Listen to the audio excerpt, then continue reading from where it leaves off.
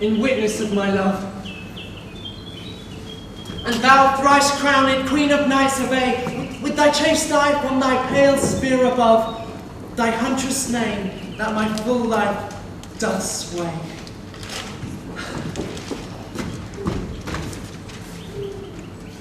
Oh, Rosalind, these trees shall be thy books, and in their barks, my thoughts are character, that every eye in this forest looks shall see thy virtue witnessed everywhere. Run, run, Orlando, carve on every tree, the fair, the chaste, the unexpressive, she.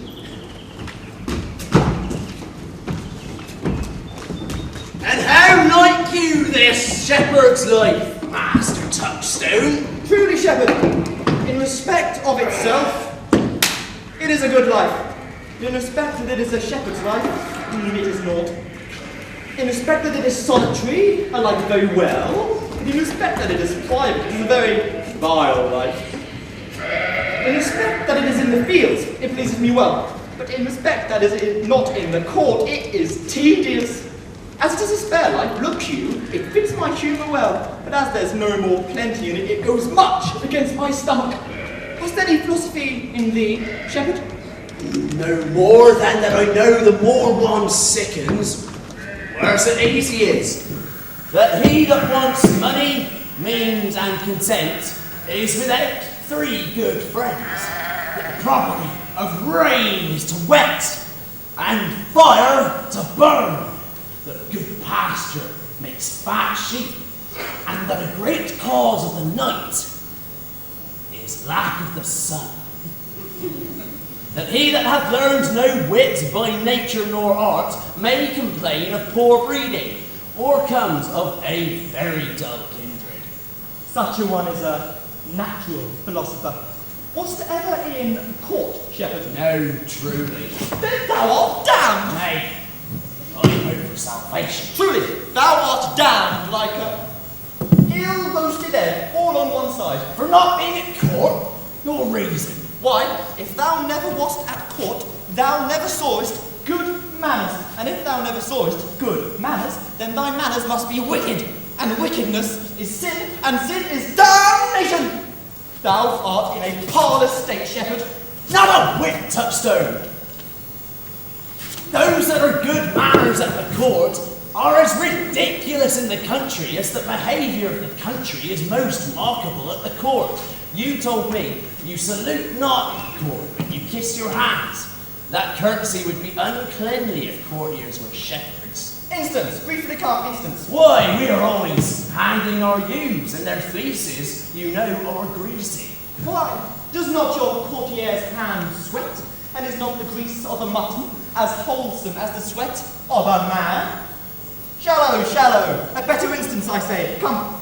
Besides, our hands are hard. Your lips will feel them sooner. Shallow again. A more sound instance. Come. And they are often tarred over with the surgery of our ewes. And would you have us kiss tar? The courtier's hands are perfumed with civet. Most shallow man, worm's meat in respect of a good piece of flesh indeed, learn from the wise and perpend. Civet is of a baser birth and type, the most uncleanly flux of a cat. Mend the instant, shepherd. You have too courtly a wit for me, I'll rest. Wilt thou rest down? Sir, I am a shrewd labourer. I earn that I eat, get that I wear. Oh, no man hate, envy, no man's happiness, glad of other men's good, content with my own harm. And the greatest of my joys is to see my ewes graze and my lambs suck. That is another simple sin in you, to bring the ewes and the rams together, and to offer to get your living from the copulation of cattle, to be bored to a bellwether and to betray a she-lamb of 12 months to a froggy-painted old cuckoldy ram out of all reasonable match. If thou beest not damned for this, the devil himself will have no shepherds. I can't see how thou shouldst escape. Yonder comes young Master Ganymede, my new mistress' brother. From the east to western Ind, no jewel is like Rosalind. mounted on the wind, through all the world bears Rosalind. All the pictures, fairest lined, are but black to Rosalind. Let no fair be kept in mind, but the fair of Rosaline. All whining so. 8 years together, dinners, suppers, and sleeping hours accepted. Out, fool! For taste. If a heart do lack a pie, let him seek out Rosaline. If the cat after pie, so be sure it was aligned. Sweetest nut hath sour wine, such a nut is was aligned. He that sweetest rose will find, must find love's prick, and was aligned.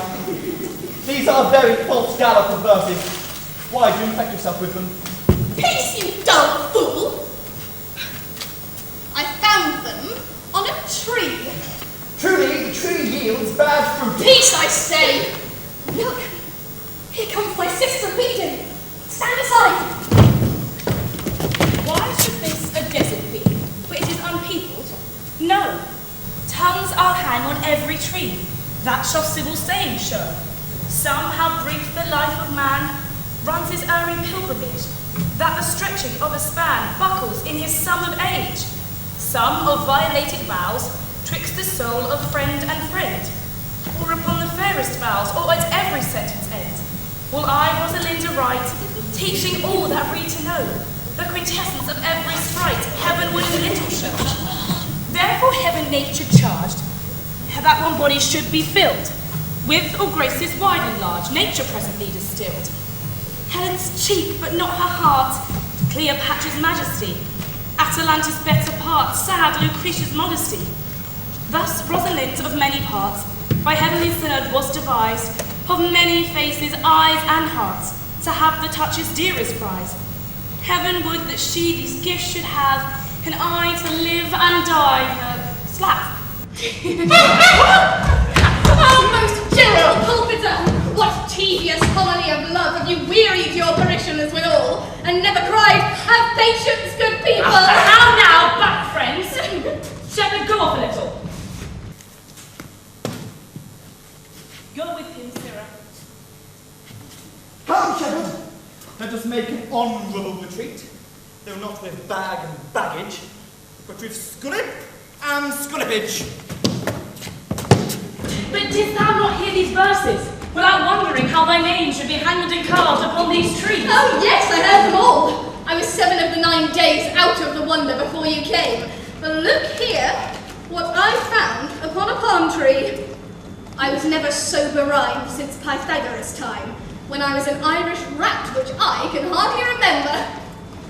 Trow you who hath done this? Is it a man? And a chain you once wore about his neck. Change you colour. I prithee who?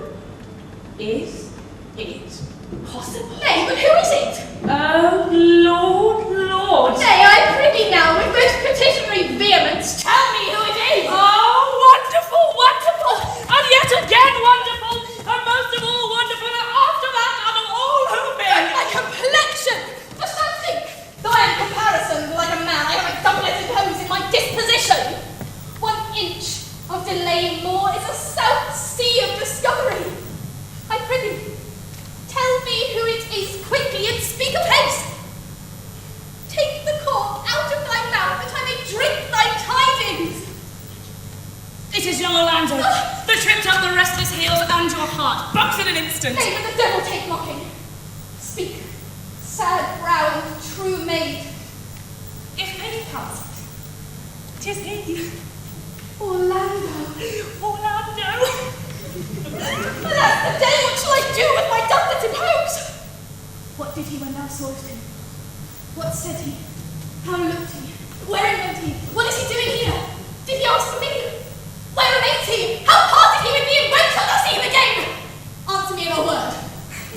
You must borrow me Gargantua's mouth first. 'Tis a word too great for any mouth of this age's size. Doth he know that I am in this forest, and in man's apparel? Looks he as freshly as he did the day he wrestled. Take a taste to my findings, and relish it with good observance. I found him.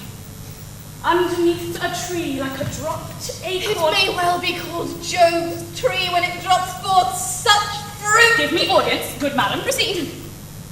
There lay he, stretched along like a wounded knight. It would be pity to see such a sight it well becomes the ground. Pray hold it to thy tongue, I prithee. He was furnished like a hunter. Oh, ominous, he comes to kill my heart. I would sing my song without a bird, and thou bringst me out of tune. Do you not know I am a woman? When I think, I must speak. Sweet. Say on. You bring me out.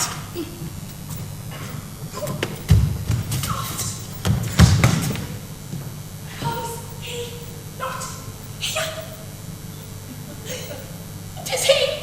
Slink by and note him.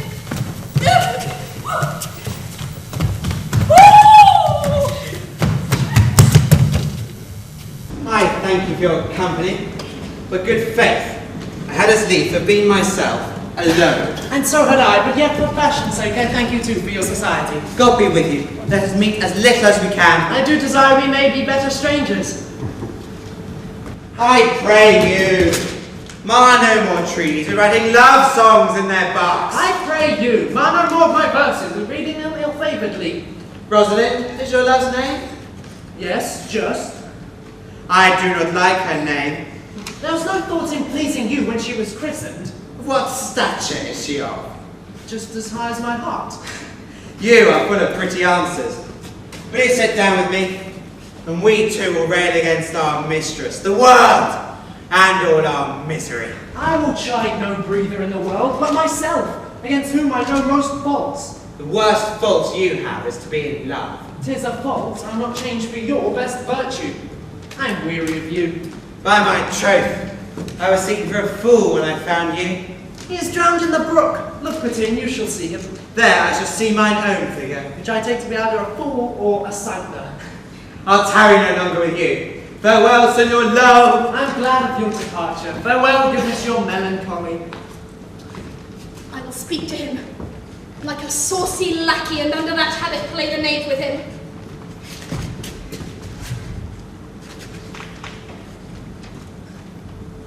Do you hear, Forester?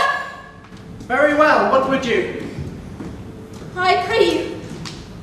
What is the clock? You should ask me what time of day. There's no clock in the forest. Then there is no true lover in the forest. Else sighing every minute and groaning every hour would detect the lazy foot of time as well as a clock. And why not the swift foot of time? Would that not be as proper? By no means, sir. Time travels in diverse paces with diverse persons.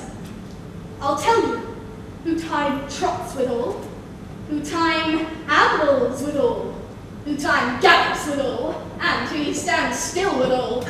I prithee, who doth he trot withal? Now, he trots hard with a young maid between the contract of her marriage and the day it is solemnized. If the interim be but 7 days, time's pace is so hard it seems the length of 7 years. Who ambles time withal? With a priest that lacks Latin, and a rich man that hath not the gout. For the one sleeps easily because he cannot study, and the other lives merrily because he feels no pain. These time ambles withal. Who doth he gallop withal? With a thief to the gallows. Though he go as softly as foot can fall, he thinks himself too soon there. Who stands still withal? With lawyers in the vacation. For they sleep between term and term, and then they perceive not how time moves. Where dwell you, pretty youth? With the shepherdess, my sister, here in the skirts of the forest like fringe upon a petticoat. Are you native of this place? As the coney used to dwell where she is born. Your accents are something finer than we can purchased in so removed a dwelling. I have been told so of many, but indeed, an old religious uncle of mine taught me to speak, who was, in his youth, an inland man, one that knew courtship too well, but there he fell in love. I have heard him read many lectures against it, and I thank God I am not a woman, to be touched with so many giddy offences, as he hath generally taxed their whole sex withal. Can you remember any of the principal evils he laid to the charge of women? There were none principal. They were all like one another as pennies are, every one fault seeming monstrous, till his fellow fault came to match it. I prithee, recount some of them. No, I will not cast away my physic, but on those that are sick.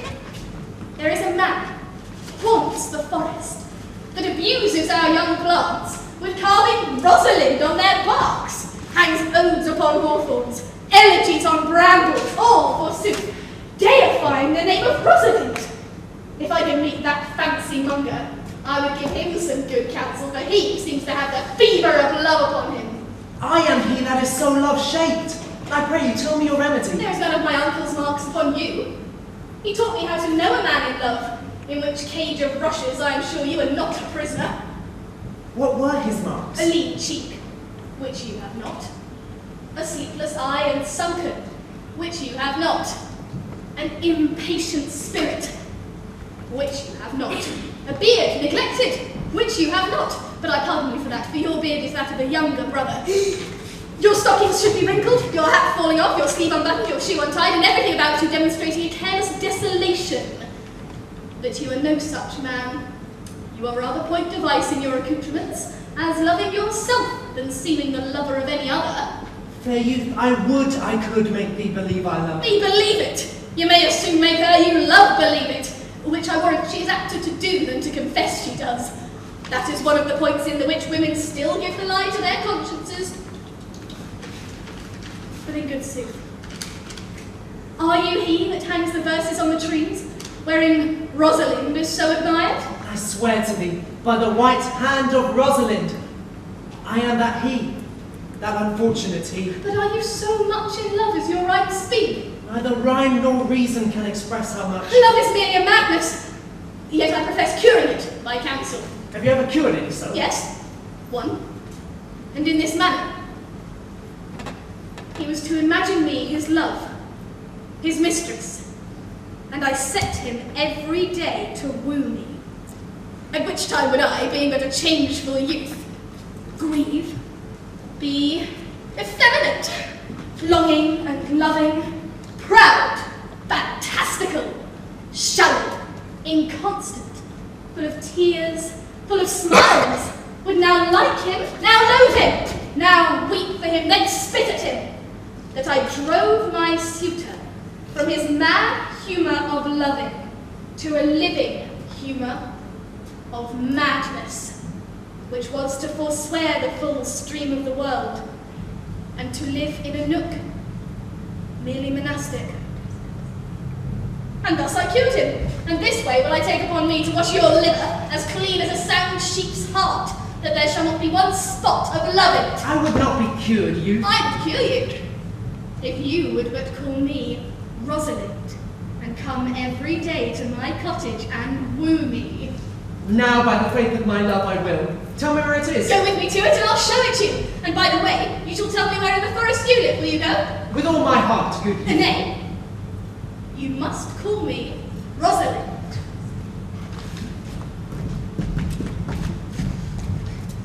Come, sister, will you go? Under the greenwood tree, who loves to lie with me, and turn his merry note, his merry note, unto the sweet And how, Audrey, am I the man yet? Doth my simple features content you? Your features? Lord Mortis, what features? I'm here with thee and thy goats, as the most capricious poet on his Ovid was among the barbarian goats. Goats, gods. When a man's verses cannot be understood, nor man's good wit seconded with the forward child understanding, it strikes a man more dead than a great reckoning in a little room. Truly, I would have the gods made thee poetical. I do not know what poetical is. Is it honest indeed a word? Is it a true thing? No, truly. For the truest poetry is the most feigning, that is, pretend. And lovers are given to poetry, and what they may say in poetry may be said as lovers they do feign, that is, desire. Do you wish then that the gods had made me poetical? I do, truly. For thou swearest to me thou art honest and pure. Now, if thou wert a poet, I might have some hope thou didst feign. But would you not have me honest and pure? No, truly, unless thou wert hard-favoured. For honesty, coupled to beauty, is the honeyest sauce to sugar. Well, I am not fair. Therefore, I pray the gods make me honest. Truly, and to cast away honesty upon a foul slut will put good meat into an unclean dish. I am not a slut, though I thank the gods I am foul. Well, praised be the gods for thy foulness. Sluttishness may come hereafter, but be that as it may, I will marry thee.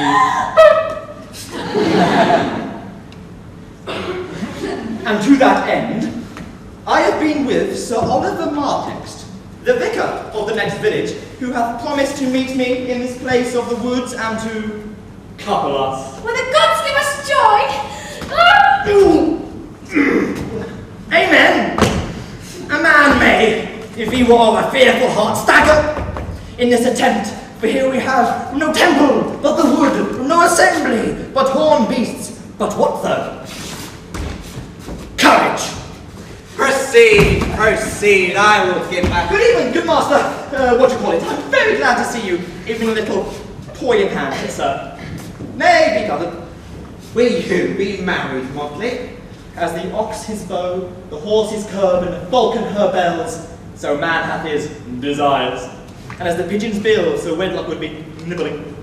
And will you, being a man of your breeding, be married under a bush like a beggar? Get you to a church, and have a good priest that can tell you what marriage is. This Oliver Martext fellow would join you as they join wainscot. And then one of you will prove a shrunk panel, and like green timber, warp. I am not in the mind, but that were better to be married of him than of another. For he is not like to marry me well, and not being well married, it will be a good excuse for me to hereafter to leave my wife. Go thou with me, and let me counsel thee. Come, Audrey, we must be married, or must live in Bawdry.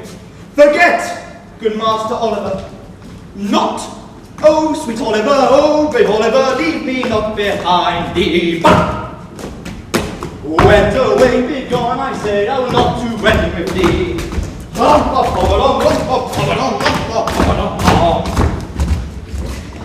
talk to me, I will weep. Do, I prithee, yet have the grace to consider that tears do not become a man. Yet have I not cause to weep. As good as cause as one would desire, therefore weep. But why did he swear he would come this morning and comes not? Nay, certainly there is no truth in him. Do you think so? Yes, I do not think him a pick-purse, nor a horse-stealer. For his verity and love, I do think him as concave as a covered goblet or a worm-eaten nut. It's not true in love. Yes, when he is in, but I think he is not in. You have heard him swear downright he was. Cause is not is. Besides, the oath of a lover is no stronger than the word of a tapster. They are both the confirmer of false reckonings. He intends her in the forest, on the Duke your father. I met the Duke yesterday and had much question with him. He asked me of what parentage I was. So I told him of as good as he. So he laughed and let me go. But what talk we of fathers when there is such a man as Orlando? Oh, that's a brave man. He writes brave verses, swears brave oaths, and breaks them bravely. Oh, Phoebe! Phoebe! Phoebe! Who comes here? The shepherd that complained of love. Oh, come, let us remove. The sight of lovers feedeth those in love. Let us hear them speak, and you shall say I'll prove a busy actor in their play. Sweet Phoebe, do not scorn me. Do not, Phoebe. Say that you love me not, but say not so in bitterness. The common executioner, whose heart the custom sight of death makes hard, falls not that upon the humble neck, but first begs pardon. Will you sterner be than he that lives and dies by bloody drops? I would not be thy executioner. I fly thee, for I would not injure thee. Thou tells me there is murder in mine eyes. 'Tis pretty sure, and very probable, that eyes, which are the frailest and softest of things, who shot their cowgates anatomies, should be called tyrants, butchers, murderers. Now, I do frown on thee with all my heart, and if mine eyes come loose, why now let them kill thee? Why now counterfeit to swoon? Why now fall down? Or if thou canst not, oh for shame, for shame. Lie not to say mine eyes are murderers. Scratch thee but with a pin, and there remains some scar of it. Lean upon a rush, the cicatrice and capable impression thy palm some moment keeps. But now, mine eyes which I have darted at thee hurt thee not, nor I am sure there is any force in eyes which can do hurt. Dear Phoebe, if ever, as that ever may be near, you meet in some fresh cheek the power of fancy, then shall you know the wounds invisible that love's keen arrows make. But till that time, come not thou near me, and when that time comes, afflict me with thy mocks, pity me not, for till that time I shall not pity thee. And why, I pray you?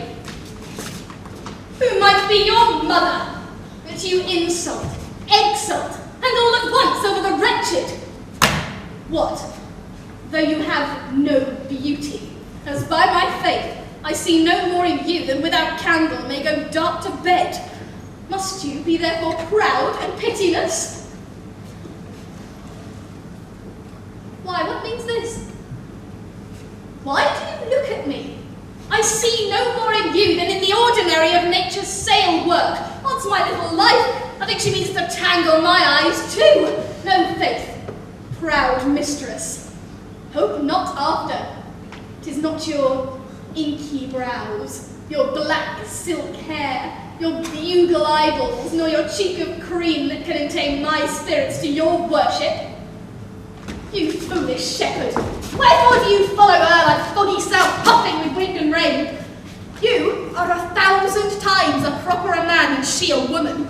'Tis such fools as you that makes the world full of ill-favoured children. 'Tis not her glass, but you that flatters her. And out of you she sees herself more proper than any of her lineaments can show her. But, mistress, know yourself. Down on your knees, and thank heaven fasting for a good man's love.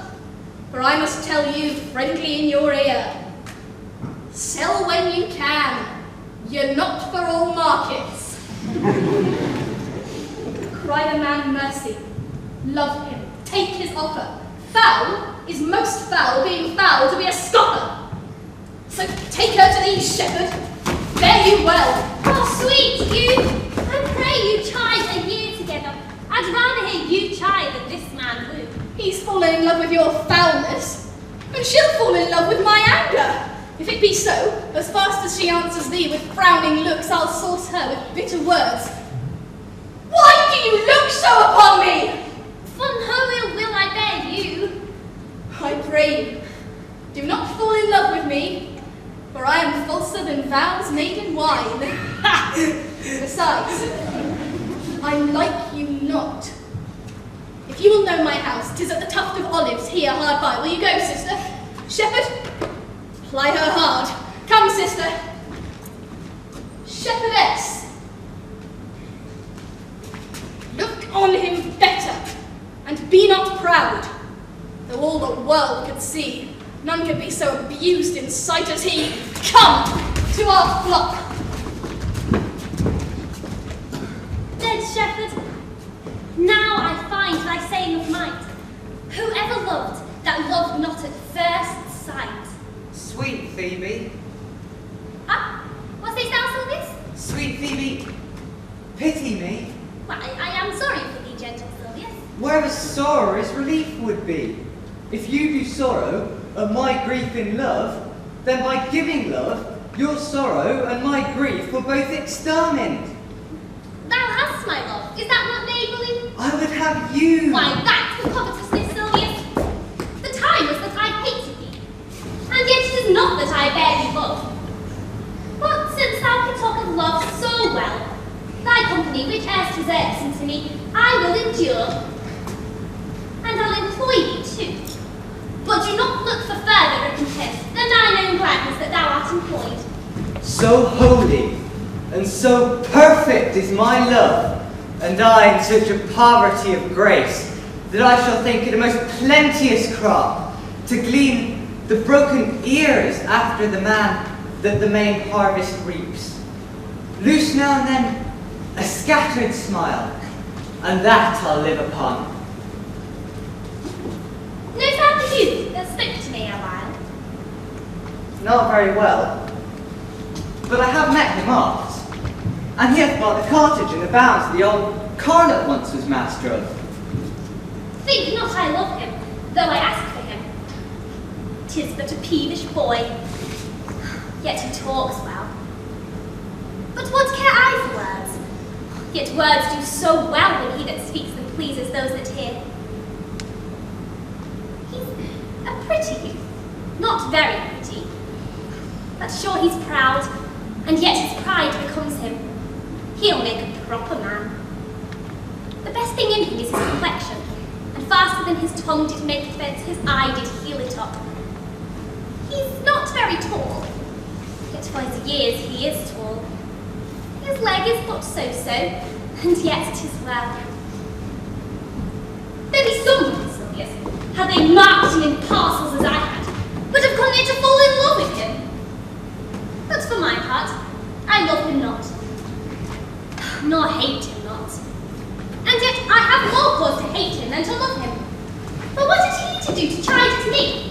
He said my eyes were black and my hair black, and now I am remembered, scorned at me. I marvel why I answered not again. But that's all one. Admittance is no pretense. I'll write him a very taunting letter. And thou shalt bear it. Will thou, Sylvius? Phoebe, with all my heart. I'll write it straight. The matter's in my head and in my heart. I will be bitter with him and passing short. Go with me, Sylvius. And hey ho, the holly, this life is most jolly. Aye, prithee, pretty youth, let me be better acquainted with thee. They say you are a melancholy fellow. I am so. I do love it better than laughing. Those that are in extremity of either are abominable fellows, and betray themselves to every modern censure worse than drunkards. Why, 'tis good to be sad and say nothing. Why? Then 'tis good to be a post. I have neither the scholar's melancholy, which is rivalry, nor the musician's, which is fantastical, nor the courtier's, which is proud, nor the soldier's, which is ambitious, nor the lawyer's, which is politic, nor the lady's, which is nice, nor the lover's, which is all these. But it is a melancholy of mine own, compounded of many simples, extracted from many objects, and indeed the sundry computation of my travels, in which my awkward rumination wraps me in a most human sadness. A traveller? By my faith, you have great reason to be sad. I fear you have sold your own lands to see other men's. And to have seen much and to have nothing is to have rich eyes and poor hands. Yes, I have gained my And spirit. your experience makes you sad.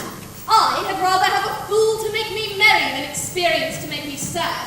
And to travel for it too. Good day and happiness, dear Rosalind. Nay then, goodbye. You talk in blank verse. Farewell, Monsieur Traveller. Why, how now, Orlando? Where have you been all this while? You, a lover? If you serve me such another trick, never come in my sight more. Fair Rosalind, I come within an hour of my promise. Break an hour's promise in love. He that will divide a minute into 1,000 parts and break but a part of the 1,000 part of a minute, it may be said of him that Cupid hath clapped him on the shoulder, but I'll warrant him not hit in the heart. Pardon me, dear Rosalind. Nay, if you be so tardy, come no more in my sight. I had as lief be wooed of a snail. Of a snail? Aye, by a snail. For though he comes slowly, he carries his house on his head. A better dowry, I think, than you make a woman. Besides, he brings his destiny with him. What's that? Why, horns! Virtue is no hornmaker, and my Rosalind is virtuous. And I am your Rosalind. It pleases him to call you so, but he hath a Rosalind of a better complexion than you. Come, woo me. Woo me. For now, I am in a holiday humour and like enough to consent. What would you say to me now, if I were your very, very Rosalind? I would kiss before I spoke. Nay, you had better speak first, and when you are gravelled for lack of matter, then you might take occasion to kiss. Who could be out of things to say, being before his beloved mistress? Marry, that should you if I were your mistress. And am I not your Rosalind? I take some joy to say you are, because I would be talking of her. Well, in her person, I say I will not have you. Then in my own person, I die. No, Faith. Die by attorney. The poor world is almost 6,000 years old, and in all that time there was never any man died in his own person, vide licet, in a love cause. Men have died from time to time, and worms have eaten them, but not for love. I would not have my right Rosalind of this mind, for I protest her frown might kill me. By this hand it will not kill a fly. But come, now I will be your Rosalind in a more coming on disposition, and ask me what you will, I will grant it. Then love me, dear Rosalind. Yes, faith will I, Fridays and Saturdays and all. And wilt thou have me? I and 20 such. What sayest thou? Are you not good? I hope so. Why then, can one desire too much of a good thing? Come, sister, you shall be the priest and marry us. Give me your hand, Orlando. I pray thee, marry us. I cannot say the words. You must begin. Will you, Orlando? Go to. Will you, Orlando, have to marry this Rosalind? I will. When? Why now, as fast as she can marry us. Then you must say, I do take thee, Rosalind, for wife. I do take thee, Rosalind, for wife. I might ask you for your authority, but I do take thee, Orlando, for my husband. There's a girl goes before the priest, and certainly a woman's thought runs before her actions. And so do all thoughts. They are winged. Now tell me, how long would you have her after you have possessed her? Forever and a day. Say day, without the ever. No, Orlando. Men are April when they woo, December when they wed. Maids are May when they are maids, but the sky changes when they are wives. I will be more jealous of thee than a Barbary cock pigeon over his head, more clamorous than a parrot against rain, more giddy in my desires than an ape. I will laugh like a hyena, and that when thou art inclined to sleep. But will my Rosalind do so? By my life, she will do as I do. Ah, but she is wise. Or she could not have the wit to do this. The wiser, the waywarder. Make fast the doors upon a woman's wit. 'Twill out at the casement. Shut that. 'Twill out at the keyhole. Stop that. 'Twill fly with the smoke out of the chimney. These 2 hours, Rosalind, I must leave thee. Alas, dear lover, I cannot let thee 2 hours. I must attend the Duke at dinner. By 2 o'clock I'll be with thee again. Aye. Go your ways. Go your ways. I knew what you would prove. My friends told me as much, and I thought no less. That flattering tongue of yours won me. 'Tis but one. Cast away, and so come death.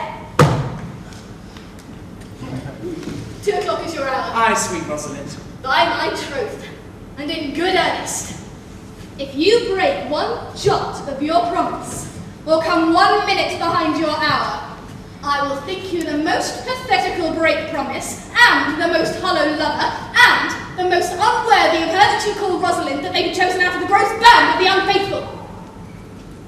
Therefore beware my censure and keep your promise. With no less religion than if thou wert indeed my Rosalind. So, adieu. Well, time is the old justice that examines all such offenders. And let time try. Adieu. you have simply misused our sex in your love prate. We must have your Dublin hose plucked over your head and show the world what the bird hath done to her own nest. Oh, cuz, my pretty little cuz, that thou didst know how many fathom deep I am in love, that it cannot be sounded. My affection hath an unknown bottom, like the Bay of Portugal. Or rather bottomless. That as fast as you pour affection in, it runs out. No, that same wicked bastard of Venus that was begot of thought, conceived of spleen and born of madness, that blind, rascally boy Cupid, that abuses everyone's eyes because his own are out. Let him be the judge how deep I am in love. I tell thee, Aliena, I cannot be out of the sight of Orlando.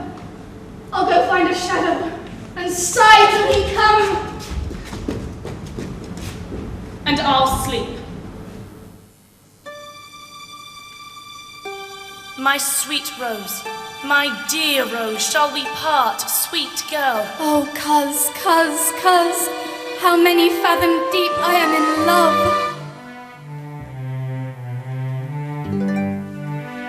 Thou and I are one, like Juno's swans coupled and inseparable.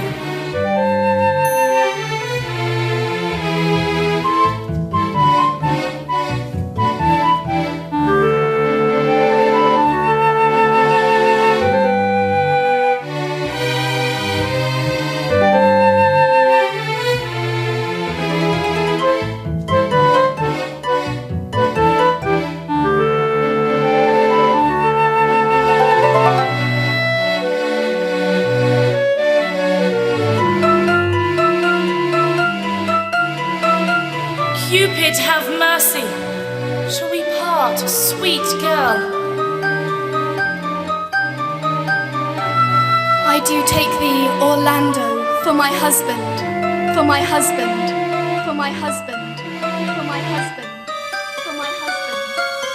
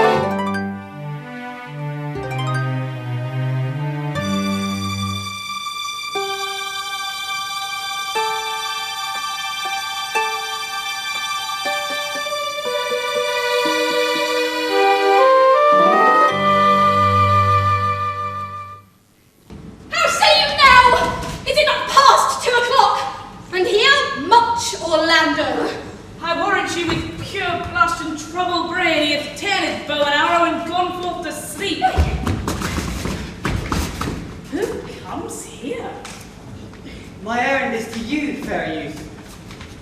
For my gentle Phoebe did bid me give you this. I know not the contents, but as I guessed by the stern, brown, waspish action which she did use as she was writing of it, it bears an angry tenor. Pardon me, I am as a guiltless messenger. Patience herself would startle at this letter and play the swaggerer. They're this, they're all. She says I am not fair, that I lack manners. She calls me proud, and that she could not love me were man as rare as Phoenix. Odds my will, her love is not the hare that I do hunt. Why writes she so to me? Well, shepherd, well, this is a letter of your own device. No, I protest. Phoebe did write Come, this. come, you're a fool and turned into the extremity of love. I saw her hand. She has a leathern hand, a freestone-coloured hand. I verily did think that her old gloves were on, but 'twas her hands. She has a housewife's hand. But that's no matter. This is a man's invention and his hand. Sure it is hers. Why, it's a boisterous and a cruel style for challengers. Will you hear the letter? So please you, for I haven't heard it yet heard too much of Phoebe's cruelty. She Phoebes me. Mark how the tyrant writes. Art thou God to shepherd turned, that a maiden's heart have burned? Did you ever hear such ranting? Why, thy godhead laid apart, warrest thou with a woman's heart? Call this ranting? He that brings this love to thee, little knows this love in me, and by him seal up thy mind, whether that thy youth and kind will the faithful offer take of me, and all that I can make, or else by him my love deny, and then I'll study how to die. Call this scolding? Alas, poor shepherd. Do you pity him? No, he deserves no pity. Wilt thou love such a woman? What? To make thee an instrument and play false strains upon thee, not to be endured? Well, go your ways to her, for I see love hath made thee a tame snake. And say this to her, that if she love me, I charge her to love thee. If she will not, I will never have her unless thou entreat for her. If you be a true lover, hence and not a word. For here comes more company. Good morrow, fair ones. Pray you, if you know, where in the purlieus of this forest stands a sheepcote fenced about with olive trees? West of this place. Down in the neighbour bottom. The rank of osiers by the murmuring stream, left on your right hand brings you to the place. But at this hour the house doth keep itself. There's none within. If that an eye may profit by a tongue, then should I know you by description. Such garments and such years. The boy is fair, of female favour, and bestows himself like a right sister. The woman, tall, and browner than her brother. Are not you the owners of the house I did inquire of? It is no boast being asked to say we are. Orlando doth commend him to you both, and to that youth he calls his Rosalind. He sends a bloody napkin. Are you he? I am. What must we understand by this? Some of my shame. If you will know of me what man I am, and how and why and where the handkerchief is stained. I pray you, tell it. When last the young Orlando parted from me, he left a promise to return again within 2 hours. And pacing through the forest, chewing the food of sweet and bitter fancy, lo, what befell? He threw his eye aside and marked what object did present itself. Under an oak, whose boughs were mossed with age and high top bald with dry antiquity, a wretched, ragged man, o'ergrown with hair, lay sleeping on his back. About his neck, a green and gilded snake had wreathed itself, who, with her head nimble in threats, approached the opening of his mouth. But suddenly, seeing Orlando, it unlinked itself, and with indented glides did slip away into a bush. Under which bush's shade, a lioness, with others all drawn dry, lay couching, head on ground, with cat-like watch when the sleeping man should stir. For 'tis the royal disposition of that beast to prey on nothing that doth seem as dead. This seen, Orlando approached the man, and found it was his brother, his elder brother. Oh, I have heard him talk of him, and they did render him the most unnatural that lived amongst men. And well he might so do, for well I know he was unnatural. But to Orlando, did he leave him there? Food to the sucked and hungry lioness? Twice did he turn his back and purposed so, but kindness, nobler ever than revenge, and nature, stronger than his just occasion, made him give battle to the lioness, who quickly fell before him. In which hurtling, from miserable slumber I awaked. Are you his brother? Was you he rescued? Was she that did so oft contrive to kill him? 'Twas I, but 'tis not I. I do not shame to tell you what I was, since my conversion so sweetly tastes being the thing I am. But for the bloody napkin! By and by, it briefly led me to the gentle Duke, who gave me fresh array and entertainment, committing me unto my brother's love, who led me unto his cave, there stripped himself. And here, upon his arm, the lioness had torn some flesh away, which all this while had bled, and now he fainted, and cried in fainting upon Rosalind. Brief I recovered him, bound up his wound, and after some small space, being strong at heart, he sent me hither, stranger as I am, to tell this story, that you might excuse his broken promise. How now, Ganymede! Sweet Ganymede! Many will swoon when they hear of blood. There is more in it! Ganymede! Cousin! Ganymede! Look, he recovers. I would I were at Oh, home! we'll lead you thither. I pray you, good sir. Take him by the arm.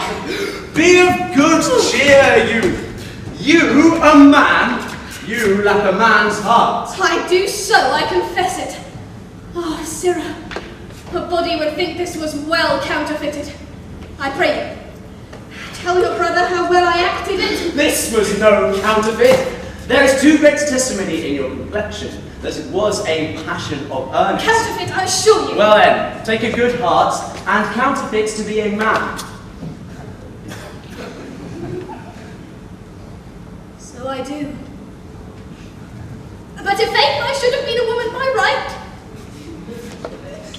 Oh, come. We look paler and paler. Let us draw homewards. Go with us, good sir. That will I, for I must bear answer back how you excuse my brother, Rosalind. I will devise something. But I pray you, commend my counterfeiting to him.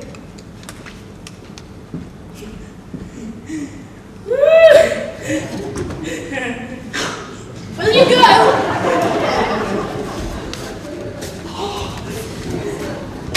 We shall find a time, Audrey! Patience, gentle Audrey! Oh! The priest was good enough for all the old gentleman's sayings! A most vile Sir Oliver, Audrey, a most wicked Martest. But, Audrey, there is a youth here in the forest lays claim to you. Aye, I know who 'tis. He had no interest in me in the world. Here comes the man you mean. It is meat and drink for me to see a clown. By my troth, we that have good wits have much to answer for. We shall be mocking, we cannot hold.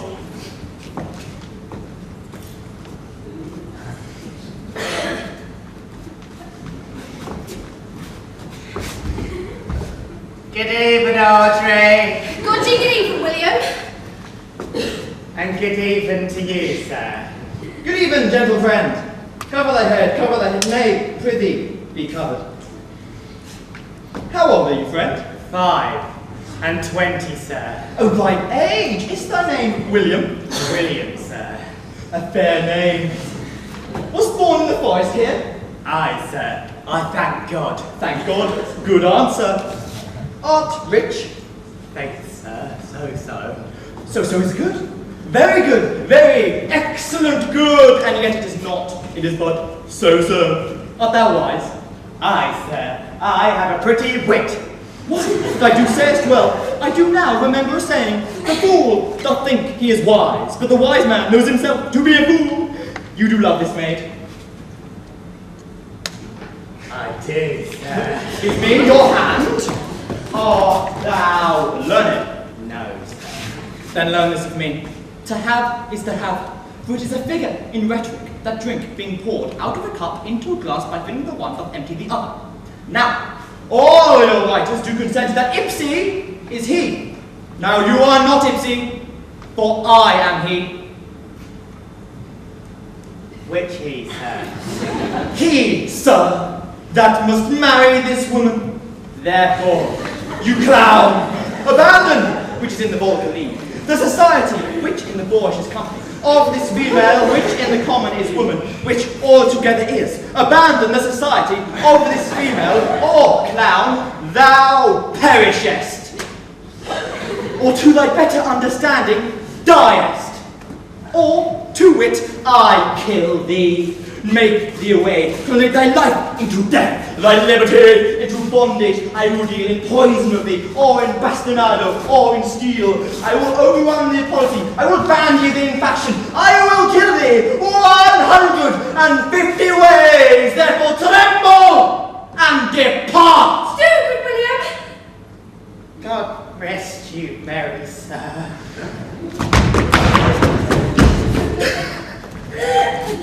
Your master and mistress seek you. Come away, away. Trip, Audrey, trip, Audrey. Oh, light's head. Is it possible on so little acquaintance that you should like her, and that was seen, you should love her, and loving woo, and wooing she should grant? Will you persevere to marry her? Neither call the giddiness of it in question, the poverty of her, the small acquaintance, my sudden wooing, nor her sudden consenting. But say with me, I love Aliena. Say with her that she loves me. Consent with both, that we may marry and enjoy each other. It shall be to your good, for my father's house, and all the revenue that was old Sir Rowland's, will I estate upon thee, and here live and die a shepherd. You have my consent. Let your wedding be tomorrow. Thither I invite the Duke and all's contented followers. Go you and prepare Eleanor. For look you, here comes my Rosalind. God save you, brother. And you, fair sister. Oh, my dear Orlando, how it grieves me to see thee wear thy heart in a scarf. It is my arm. I thought thy heart had been wounded with the claws of a lion. Wounded it is, but with the eyes of a lady. Did your brother tell you how I counterfeited to swoon when he told me of your handkerchief? I am greater wonders than that. Oh, I know where you are. Nay, 'tis true. Your brother and my sister no sooner met but they looked, no sooner looked but they loved. They are in the very wrath of love, and they will together. Clubs cannot part them. They will be married tomorrow, and I will bid the Duke to the nuptial. But, oh, how bitter a thing it is to look into happiness through another man's eyes. By so much the more shall I tomorrow be at the height of heart's heaviness, by how much I shall think my brother happy in having what he wishes for. Why then? Tomorrow I cannot serve your turn for Rosalind. I can live no longer by thinking. I will weary you then no longer with idle talking. If you do love Rosalind so near the heart as your gesture cries it out, when your brother marries Aliena, shall you marry her? I know into what straits of fortune she is driven, and it is not impossible to me, if it appear not inconvenient to you, to set her before your eyes tomorrow, human as she is and without any danger. Speakest thou in sober meanings? By my life I do, which I esteem dearly. Therefore, put you in your best array, bid your friends, for if you will be married tomorrow you shall, and to Rosalind, if you will. Look, here comes a lover of mine, and a lover of hers. You have done me much ungentleness to show the letter that I writ to you. I care not if I have. It is my study to seem despiteful and ungentle to you. You are there followed by a faithful shepherd. Look upon him, love him, he worships you. Good shepherd, tell this youth what 'tis to love. Oh, 'tis to be all made of sighs and tears, and so am I for Phoebe. And I for Ganymede. And I for Rosalind. And I for no woman. It is to be all made of faith and service, and so am I for Phoebe. And I for Ganymede. And I for Rosalind. And I for no woman. It is to be all made of fantasy, all made of passion, all made of wishes, all adoration, duty, and observance, all humbleness, all patience and impatience, all purity, all trial, all obedience, and so am I for Phoebe. And so am I for Ganymede. And so am I for Rosalind. And so am I for no woman. If this be so, why blame you me to love you? If this be so, why blame you me to love you? If this be so, why blame you me to love you? Who do you speak to? Why blame you me to love you? To her that is not here, nor doth not hear. Pray you no more of this. 'Tis like the howling of Irish wolves against the moon. I will help you if I can. I would love you if I could. Tomorrow, meet me all together. I will marry you if ever I marry woman, and I'll be married tomorrow. I will satisfy you if ever I satisfied man, and you shall be married tomorrow. I will content you if what pleases you contents you, and you shall be married tomorrow. As you love Rosalind, meet. As you love Phoebe, meet. And as I love no woman, I'll meet. So fare you well. I have left you commands. I'll fail not if I live. Nor I. Nor I.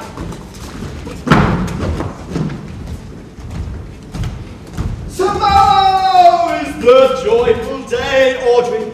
Tomorrow we shall be married. I do desire with all my heart, but I hope it is no dishonest desire to desire to be a woman of the world. Here come two of the Duke's pages. Well met, honest gentlemen. By my troth, well met. Come, a song. We are for you. Sit, pray, sit.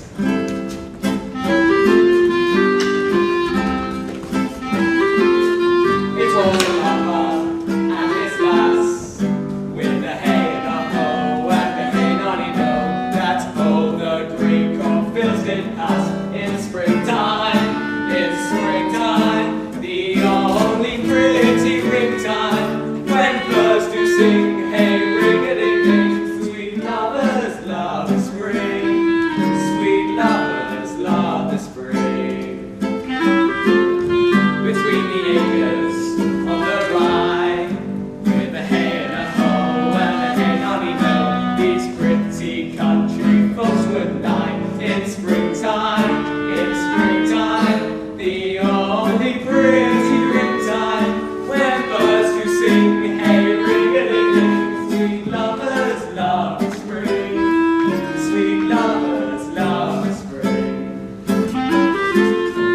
Caroline began that hour, with a head of a hoe and a head on know.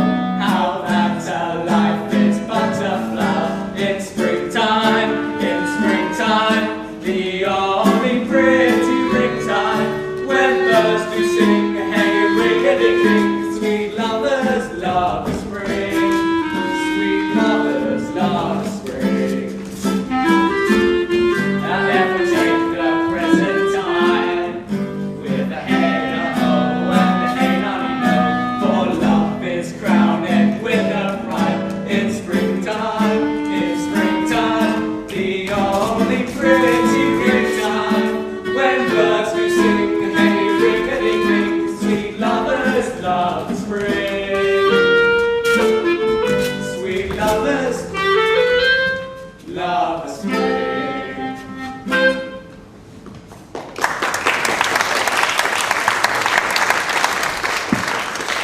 Truly, young gentlemen, though there was no great matter in the ditty, the note was very untunable. You are deceived, sir. We kept time. We lost not our time. By my troth, yes, I counted but lost time to hear such a foolish song.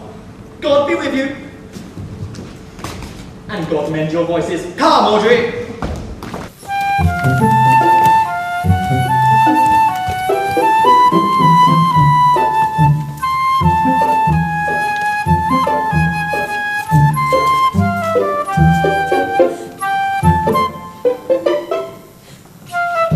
Dost thou believe, Orlando, that the boy can do all this that he hath promised it? I sometimes do believe, and sometimes do not. As those that fear they hope, and know they fear. Patience once more, whilst our compact is stated. You say if I bring in your Rosalind, you will bestow her on Orlando here. That would I, and I kingdoms to give with her. And you say you will have her when I bring her. That would I were of all kingdoms king. You say you'll marry me if I be willing. That would I, should I die the hour after. But if you do refuse to marry me, you'll give yourself to this most faithful shepherd. So is the bargain. You say you'll have her if she refuses me. As though to have her and death were both one thing. I have promised to make all this matter even. Give you your word, O Duke, to give your daughter. You yours, Orlando, to receive his daughter. Give you your word, Phoebe, that you'll marry me, or else, refusing me, to wed this shepherd. Keep your word, Silvius, that you'll have her if she refuses me. And from hence I go, to make these doubts all even. I do remember in this shepherd boy some lively touches of my daughter's favour. My lord, the first time I saw him, he looked as a brother to your daughter. There is sure another flood toward. These couples are coming to the ark. Here comes a pair of very strange beasts, which in old tongues are called fools. Salutation and greeting to you all. Good my lord, bid him welcome. This is a mocky minded gentleman I have so often met in the forest. He hath been a courtier. He swears. If any man doubt that, let him put me to my purgation. I have trod a measure. I have flattered a lady. I have been politic with mine friend, smooth with mine enemy. I have undone 3 tailors. I have had 4 quarrels, and am like to have fought 1. And how is that, Tainer? Faith, sir, we met and found the quarrel was upon the 7th cause. How 7th cause? Good my lord, like this fellow. I like him very well. God award you, sir. I desire your liking. I press in here, sir, amongst the rest of the country copulatives, to swear and to forswear, as marriage binds and hot blood wanes. A poor virgin, sir. An ill-favoured thing, sir, but mine own. A poor humour of mine, sir, to take that no man else will. Which chastity dwells like a miser, sir, in a poor house, like your pearl in your foul oyster. My faith, he is very swift and full of wise sayings. But for the 7th cause, how was the quarrel found upon the 7th cause? Upon a lie 7 times removed. Bear your body more seeming, Audrey! As thus, sir, I did dislike the cut of a certain courtier's beard. He sent me word that if I said his beard was not well cut, he was in the mind it was This is called the retort courteous. If again I sent him word it was not well cut, he sent me word he cut it to please himself. This is called the quip modest. If again it was not well cut, he disabled my judgment. This is called the reply churlish. If again it was not well cut, he would answer, I spake not truth. This is called the reproof valiant. If again it was not well cut, he would say, I lied. This is called the countercheck quarrelsome. And so to the lie circumstantial and the lie direct. And how oft did you say his beard was not well cut? I durst go no further than the lie circumstantial, nor he does give me the lie direct. So we measured swords and parted. Can you nominate in order now the degrees of the lie? Sir, we quarrel in print, by the book, as you have books for good manners. I shall name you the degrees. The first, the retort courteous. The second, the quip modest. The third, the reply churlish. The fourth, the reproof valiant. The fifth,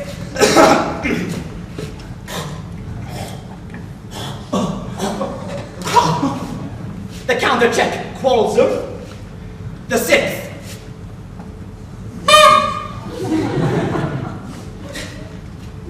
the lie with circumstance. And the seventh,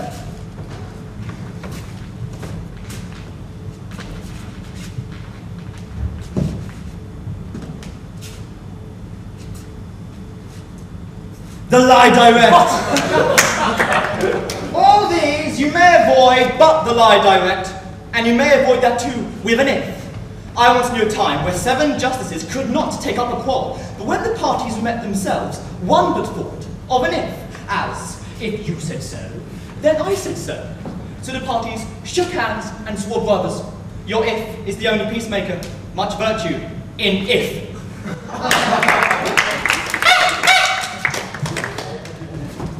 Is this not a rare fellow, my lord? He is as good as anything, and yet a fool. He uses his folly like a stalking horse, and under the presentation of that, he shoots his wit.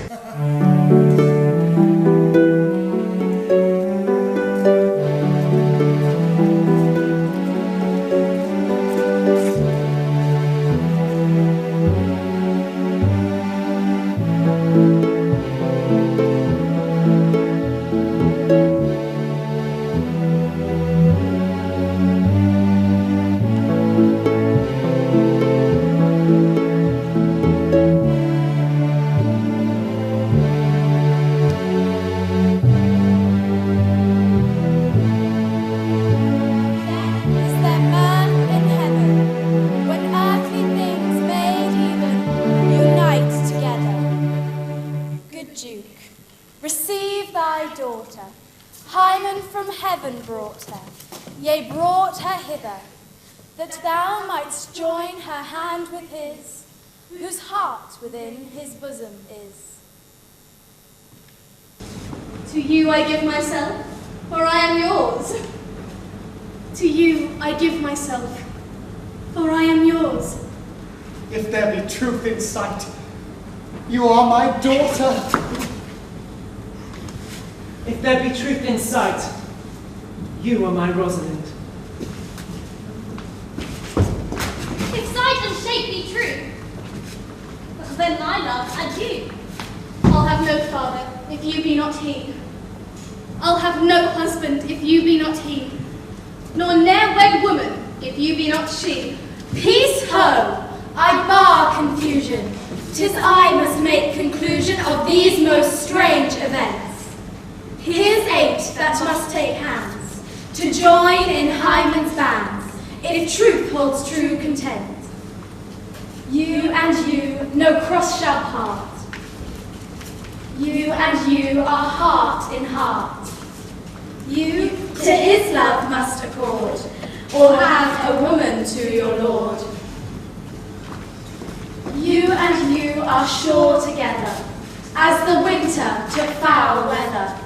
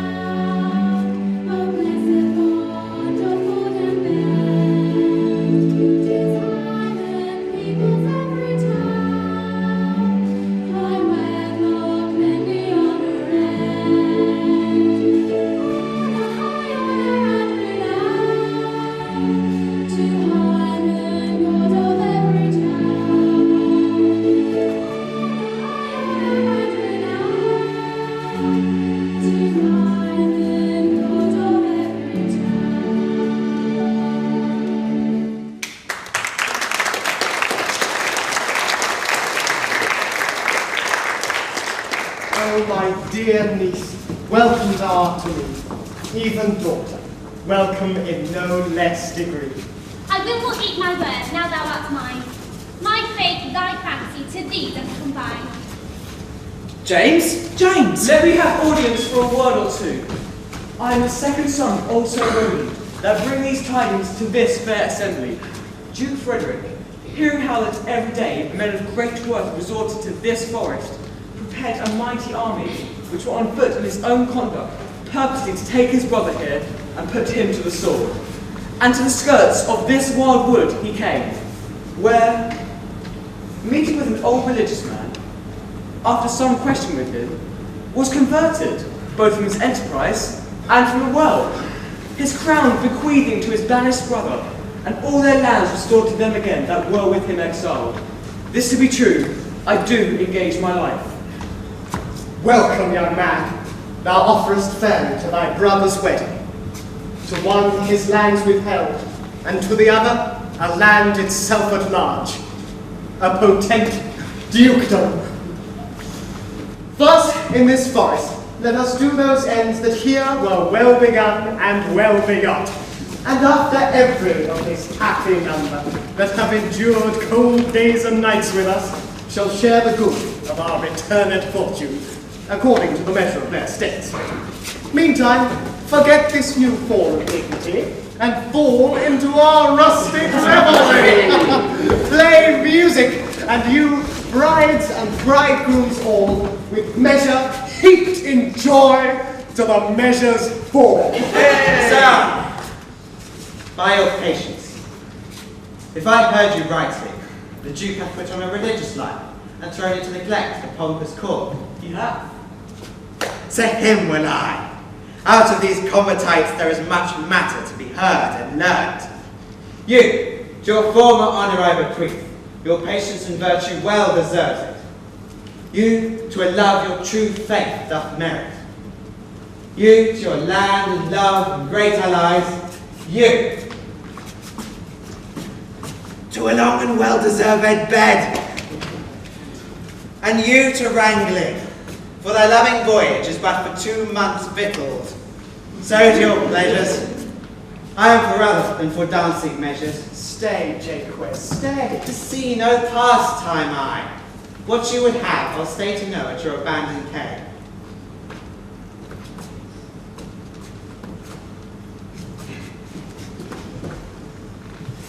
Proceed, proceed. We'll begin these rites, as we do trust they'll end in true delights.